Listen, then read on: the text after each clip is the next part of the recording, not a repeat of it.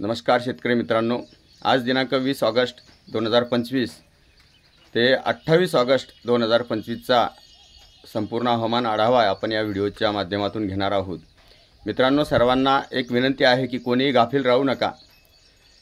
बऱ्याच चॅनलवरती आपल्याला महाराष्ट्रातला पाऊस पूर्णतः उघडणार आहे असा अंदाज देण्यात येत असला तरीसुद्धा बंगालच्या खाडीमध्ये 2 कमी दाब तयार होण्याची शक्यता असल्याचा अंदाज हवामान खात्याने दिलेला आहे।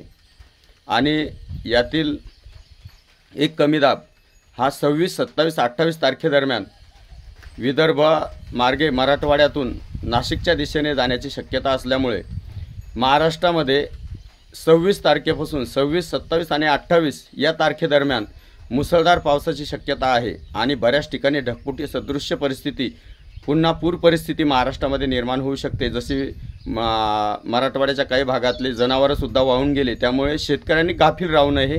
आज 20 ऑगस्ट रोजी विदर्भाच्या म्हणजे पूर्व विदर्भामध्ये जोरदार पावसाची शक्यता आहे। पश्चिम विदर्भामध्ये हलक्या स्वरूपाचा पाऊस असेल। इतर महाराष्ट्राच्या भागामध्ये म्हणजे कोकणपट्टी वगळता हलक्या स्वरूपाचा पाऊस असेल। मित्रांनो, निसर्गाचा जो समतोल आहे तो बिघडल्यामुळे हलक्या स्वरूपाचा पाऊस सांगितलेला असताना सुद्धा जोरदार स्वरूपाचा पाऊस किंवा ढगफुटी सदृश्य परिस्थिती आपल्याला एखाद्या ठिकाणी पाहायला मिळू शकते।